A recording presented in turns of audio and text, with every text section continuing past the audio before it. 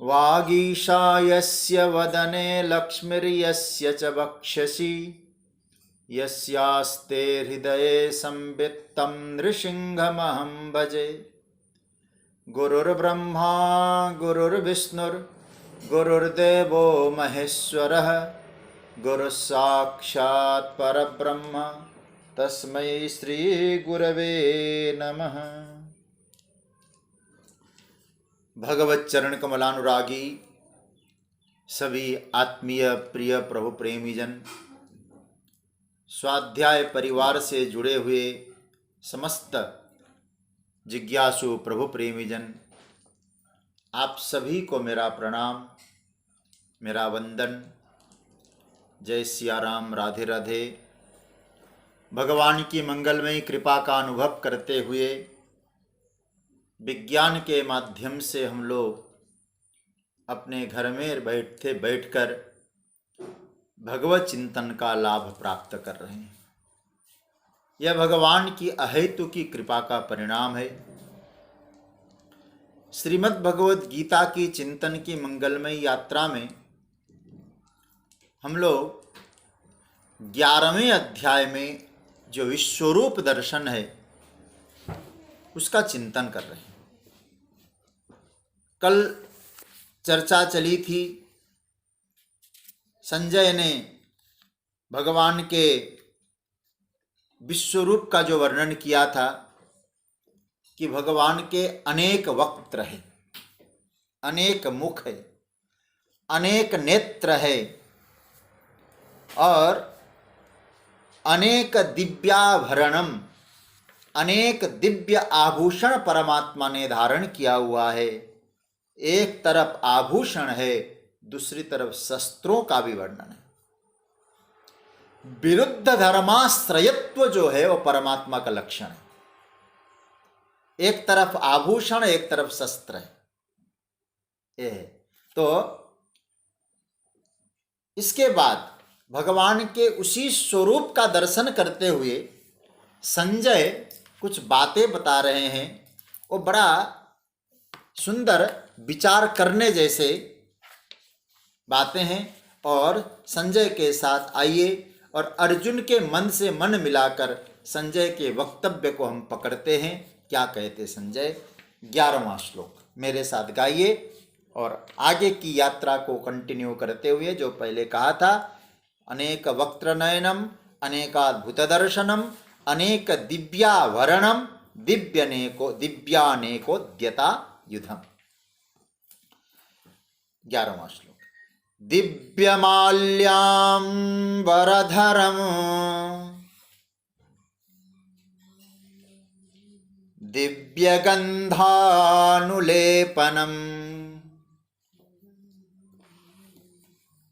सर्वाश्चर्यमयं देवम् अनंतं विश्वतोमुखम्।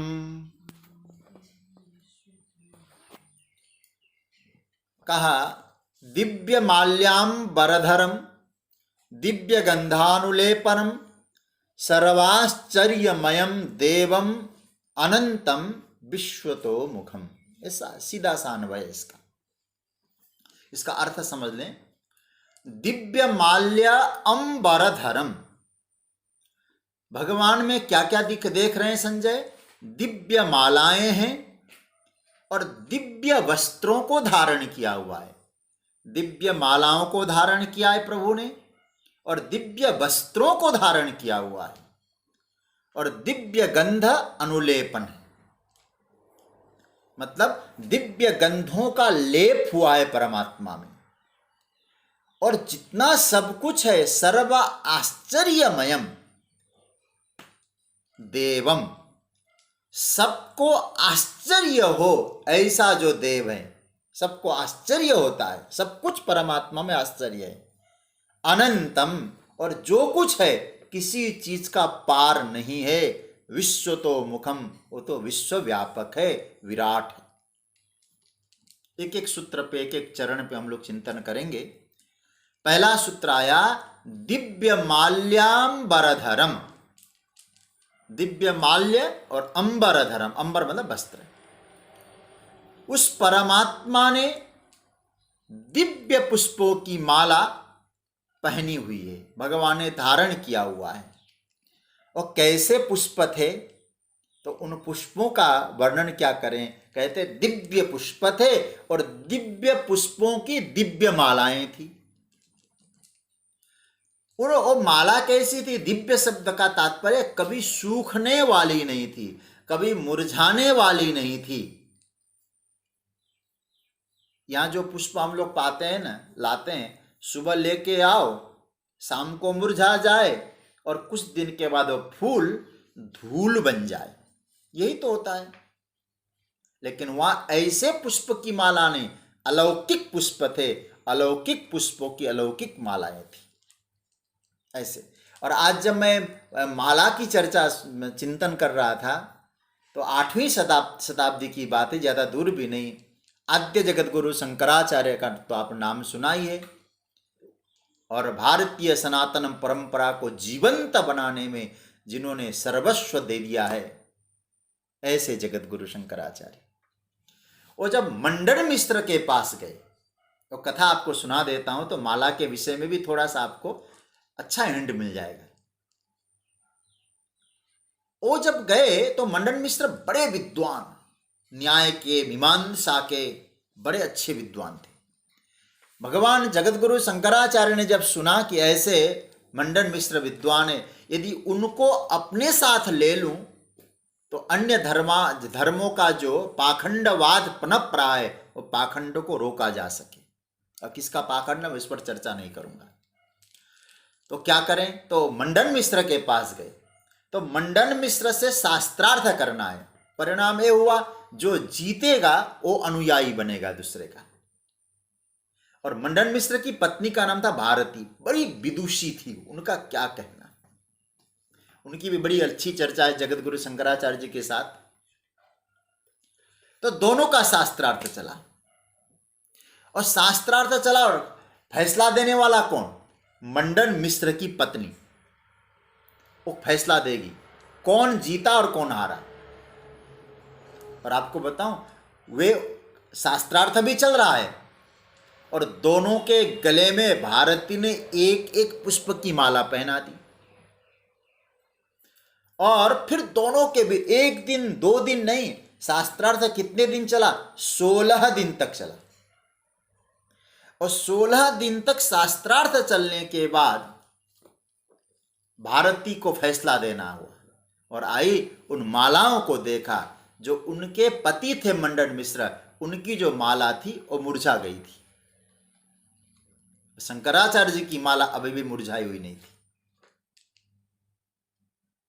16 दिन के बाद तब भारती जी ने कहा, मुझे सब मालूम पड़ गया, क्योंकि मेरे पति कुछ कमजोर हुए और उनको क्रोध आया। वो क्रोध का जो श्वास निकलने लगा, उस क्रोध की अग्नि गरम गरम श्वास से इनके कंठ की माला मुरझा गई। इसलिए मेरे पति पराजित हो गए, अब आप इनको अपना अनुयायी बना दें। देखो क्या गजब के। और आपको बता दूं, वही मंडन मिश्र जगतगुरु शंकराचार्य जी के प्रधान शिष्यों में माने गए। बाद में उनका नाम हुआ सुरेश्वराचार्य। उन्होंने कारिका लिखी है वेदांत में, बड़ा सुंदर ग्रंथ है। तो कहने का अर्थ यह हुआ कि जब कलयुग में भी यह संभव है, कोई ऐसा जीवंत महापुरुष के गले में कोई माला पहनो, वो माला मुरझाती नहीं 16 दिन तक भी। तो आप जरा सोचिए, ये तो उनके भी परमेश्वर है, तो परमात्मा श्री कृष्ण के कंठ की माला मुरझाई कैसे। इसलिए दिव्य पुष्प की मालाएं हैं, दिव्य माल्याम्बरधरम। संजय मानो कह रहे, महाराज भगवान ने दिव्य दिव्य मालाएं पहनी थी, ऐसा लगता था कि मानो भगवान के लिए पूरी फुलवारी, संसार के विश्व की जितनी भी फुलवारी है ना, फूलों का बगीचा, और सारे फूल और माला बन के बैठी हो। ऐसे अनंत अनंत अनंत फुलवारियां मानो माला के रूप में लेकर परमात्मा को सुशोभित कर रही हो। जो विश्वरूप धारी सच्चिदानंद परमात्मा है, आप जरा सोचिए, उनमें मालाओं का जो स्वरूप है, विश्व के पुष्पों की माला पहनी हो, कैसे लगते होंगे हमारे प्रभु। इसलिए गोविंद संजय कहते दिव्य माल्याम्बरधरम,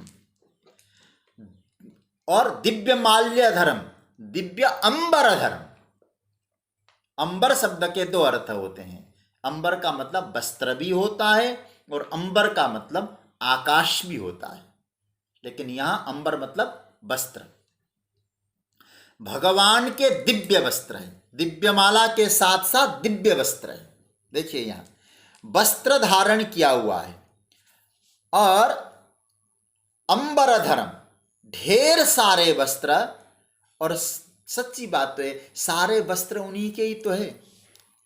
अरे भाई, जब जरूरत पड़ती है, हमारा परमात्मा श्री कृष्ण नंदनंदन श्याम सुंदर ब्रजेंद्र नंदन तो वस्त्रावतार बन के प्रकट होता है।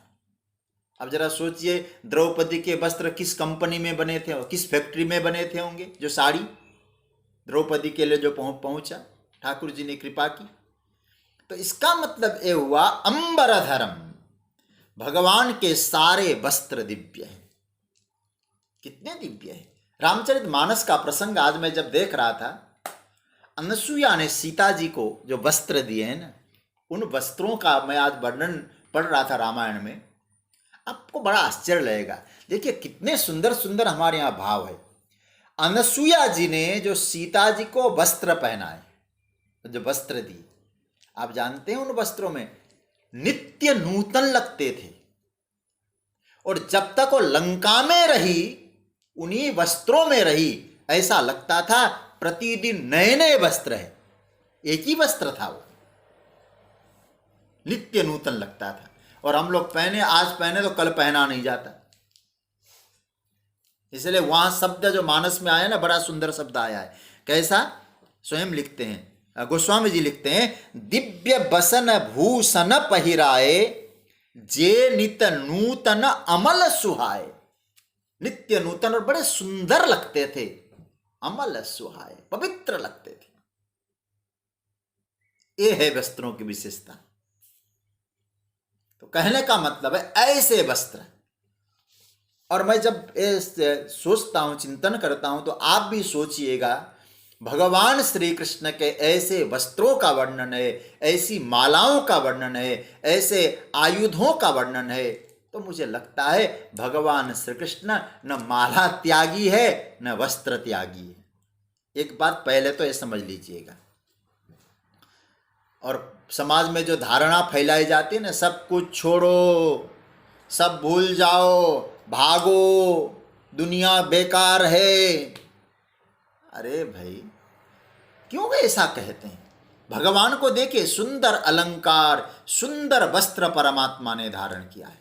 ये बात हमेशा याद रखिएगा सज्जनों। आप लोग गीता लगभग पौने 300 दिन से सुन रहे हैं, आप 270 दिन पहुंचने वाले हैं। तो आप ये तो आप समझ ही गए होंगे, अध्यात्म का मतलब तिरस्कार नहीं है, अध्यात्म का मतलब स्वीकार है, त्याग नहीं है।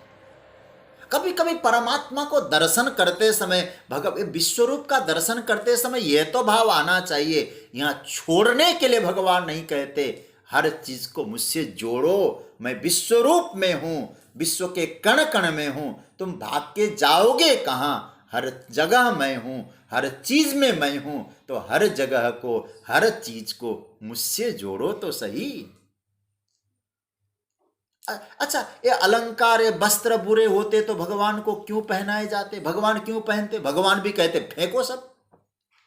और हम लोग तो श्लोक बोलते हैं, अलंकार प्रिय कृष्ण, कृष्ण को अलंकार प्रिय है, दिव्य माला है प्रभु के, दिव्य वस्त्र है, सबको स्वीकार है।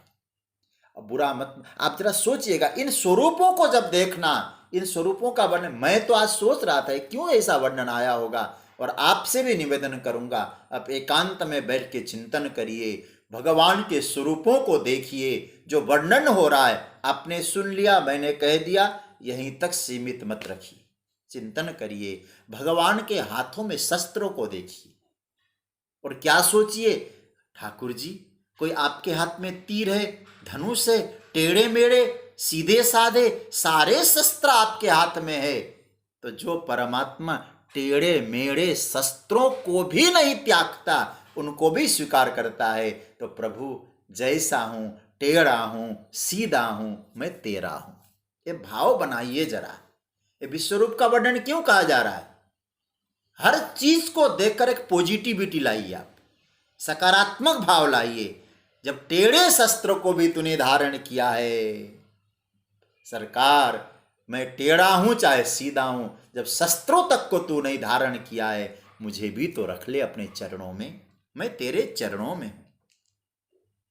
हाँ, त्याग त्याग, भागो भागो भागो, ये नहीं अध्यात्म में, स्वीकारो, लेकिन भागना नहीं, जागना, परमात्मा से जोड़ना, वो छोड़ना नहीं, जोड़ो सब। हाँ, कोई हजारों हजारों लाखों लाखों में कोई एक व्यक्ति ऐसा आ जाए जिसकी साधना इतनी गहन हो, जीवन में एकदम परिपक्व अवस्था आ जाए, मैच्योरिटी आ जाए उसके जीवन में, और सारा संसार उसको अर्थहीन लगने लगे, उसकी साधना की परिपक्वता देदीप्यमान होने लग जाए, यदि वो ऐसी स्थिति में आए और उसने कुछ छोड़ा तो उसको प्रणाम। उसका विरोध हम नहीं कर रहे हैं, पर जिसका अभी संसार में आकर्षण है, जो अभी संसार में है, उसको हम क्यों बरगला रहे हैं? छोड़ो छोड़ो छोड़ो, ऐसी नेगेटिविटी को छोड़ना पड़ेगा। अध्यात्म पॉजिटिव से चलता है जी। भागो भागो, छोड़ो छोड़ो नहीं, जोड़ो। भागने के लिए तो अर्जुन तैयार बैठा था, भगाया नहीं ठाकुर जी ने, जोड़ा है कर्म से। तो क्या कहते भगवान? संजय क्या कह रहे हैं? दिव्य माल्याम्बरधरम, अंबरधरम, सुंदर वस्त्र धारण किया है, दिव्य वस्त्र है भगवान के, दिव्य गंधानुलेपन, अलौकिक गंध लेपन है। क्या कहना ठाकुर जी का गंध लेपन। भगवान ने शरीर में सुंदर सुंदर, हम चंदन घिसें, उसमें केसर कपूर लगाएं, कितना सुगंध है। संसार भर के केसर और संसार भर के सुगंध ठाकुर जी में है। प्रकृति गंधवती है, प्रकृति को ही धारण किया हुआ है। दिव्य गंध अनुलेपनम यस्मिन शरीरे, दिव्य गंध है, भाव भीनी सुगंध है, भीनी भीनी भीनी भीनी सुगंध प्रकट हो रही है। हम लोग जब भागवत में करता हूँ ना, तो आप सुनना, आप लोग ही पढ़ते हैं, जब नंद नंदन श्याम सुंदर ब्रजेंद्र नंदन प्रकट होते हैं, उस समय महाराज हम कहते हैं, मंद मंद सुगंध वायु बहने लगा, कहीं मोगरे क्या सुगंध, कहीं जूही, कहीं चंपा, कहीं चमेली। हाँ, ये सब आनंद का आनंद है, आनंद ही आनंद है। तो इसका मतलब है एक शरीर में जैसे कोई गंध का अनुलेपन कर दे, तो संजय को क्या लगता है? यहां संजय को लगता है विश्व रूप में गंध का अनुलेपन हो रहा है। वस्त्र है, माला है, आयुध है, गंध है, सुगंध है। असली भाव क्या है? बड़ा सुंदर भाव। असली भाव यह है जिसको आप विश्व रूप का विश्व कह रहे हैं, ये सब चीजें हैं, सुंदर चीजें हैं, दिव्य चीजें हैं, गंध है, माला है, बहुत सौंदर्य से भरा है। अरे महाराज, ये सौंदर्य से भरा लगता कैसा है? क्या कहते हैं संजय, क्या हुआ? यहां से क्या क्या मतलब आया? दिव्य माला है, दिव्य वस्त्र है, दिव्य गंध है, इसका अनुलेपन हुआ है। इन सब को देखकर कैसा प्रतीत होता है? सर्वाश्चर्यमयम।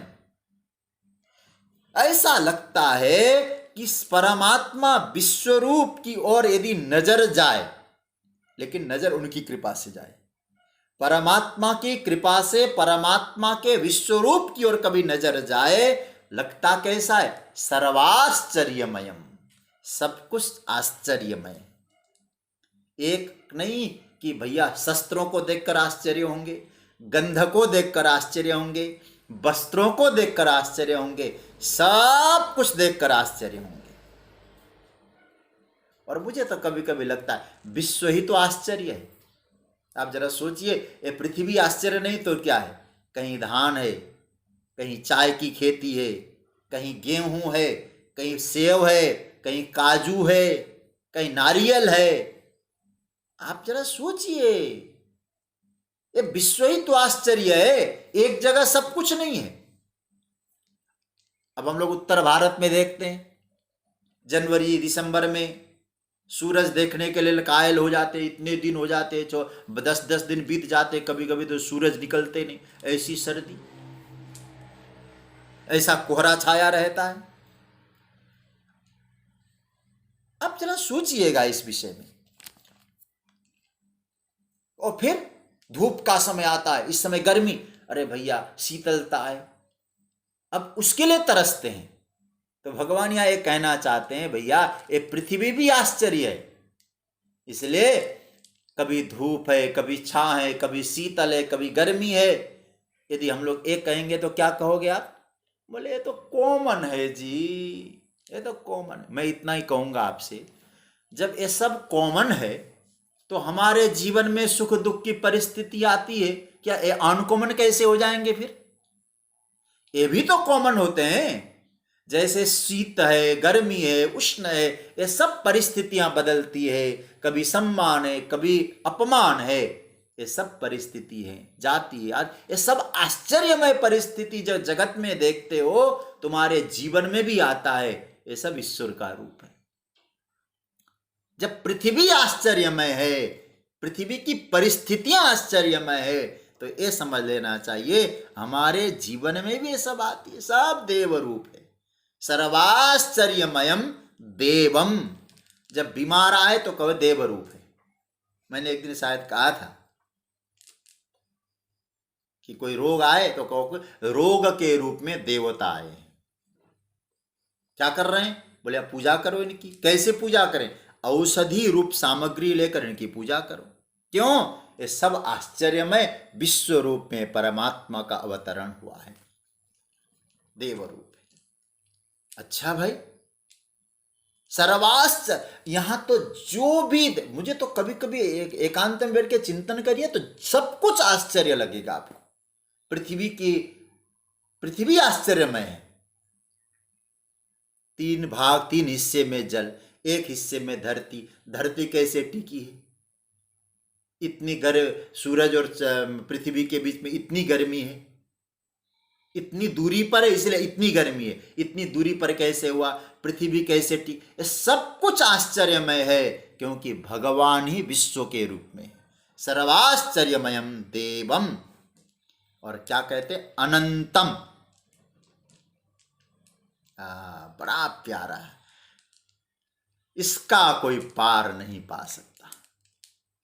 एक परमात्मा के एक हिस्से को, एक कोई भी चीज को ले लीजिए, उसी का पार नहीं पा सकते। किसका? बोले आप गिनती करने लग जाओ, इतनी मालाएं हैं, मालाओं का पार नहीं, वस्त्रों का पार नहीं, किसी भी चीज का अंत नहीं है, क्योंकि अनंतम, भगवान अनंत है। किसी तत्व का पार वहां नहीं है। ध्यान रखना इस बात का कि ये जो अनंत शब्द से वस्त्र ये सब कर वर्णन हो रहा है ना, आप लोग इतना समय निवेदन करो, साकार का वर्णन है, साकार स्वरूप का वर्णन है। क्योंकि अर्जुन ने कहा ऐश्वरम, ऐश्वर्य की बात चल रही है, साकार श्री विग्रह का वर्णन है। और अंत में क्या कहते? अनंतम विश्वतो मुखम। मैं क्या बोलूं राजन, संजय बोल रहे हैं, मैं क्या इसका वर्णन करूं? विश्वरूप का मतलब है सारे मुख उन्हीं के हैं, सारे मुख उन्हीं के हैं। जगतगुरु शंकराचार्य ने अपने भाष्य में बहुत सुंदर लिखा है। क्या कहते हैं? सर्वतो मुखम सर्वभूत आत्मत्वात्। क्या सौंदर्य है भाष्य का, क्या ब्यूटी है। मतलब क्या कहना जगतगुरु शंकराचार्य भगवान के भाष्य को यदि हम लोग मुझे, लेकिन ये थोड़ा सा कठिन तो लगेगा, लेकिन अर्थ खोल देता है। यहां उन्होंने सर्वतोमुखम का लिखा सर्वभूता आत्मत्वात्, कहते हैं सारे भूतों के आत्मा वो, सारे भूतों के आत्मा वो है। सारे भूतों का मुख किसका है? बोले उन्हीं का है, दूसरे का नहीं। कैसे? उदाहरण देखना जरा, एग्जाम्पल से आप समझ लेना। इस शरीर का जो आत्मा है, ये मुख किसी का है? किसका है? बोले उसी आत्मा का ही तो मुख है। तो इसी तरह से सारे प्रपंच का जो आत्मा है, तो सारे मुख उसके हुए कि नहीं हुए?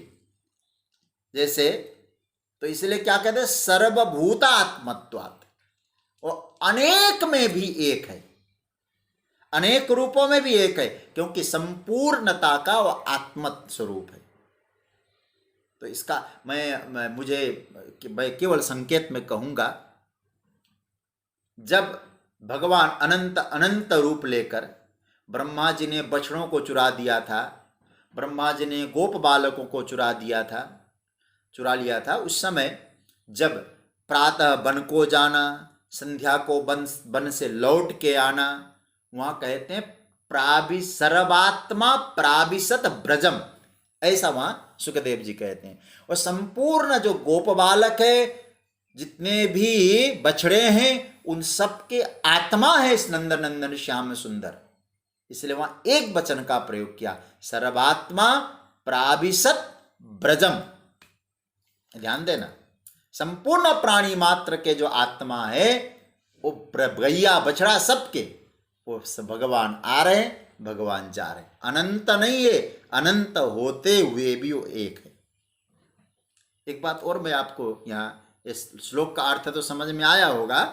देखिए यहाँ, दिव्य माल्याम्बरधरम, भगवान का कैसा स्वरूप है? दिव्य मालाएं धारण किया हुआ है, दिव्य वस्त्र परमात्मा के हैं, दिव्य गंध का लेपन हुआ है, सुगंध फैल रहा है, ठाकुर जी का भी स्वरूप प्रकट हुआ है ना। और आप, मैं एक बात कहूं, कभी आप एकांत में बैठ के अनुभव करिए, शायद गंध भी आपको आने लग जाए। ये तो भाव में ठाकुर जी है ना, ऐसा ये विश्वरूप का वर्णन ही इसलिए है कि आप ध्यान कर सको, चिंतन कर सको और सोचो, मैं अर्जुन हूं, मेरे सामने परमात्मा इस विश्वरूप लेकर विराजे हैं। सर्वाश्चर्यमयम, सब कुछ आश्चर्यमय है अर्जुन। राजन धृतराष्ट्र, संजय कह रहे हैं ना, सब कुछ आश्चर्यमय है, ऐसा देव है अनंतम, उसका कोई पार नहीं पा सकते। विश्व तो मुखम, विश्व ही उसका मुख है, वो विराट स्वरूप है, विश्वरूप है।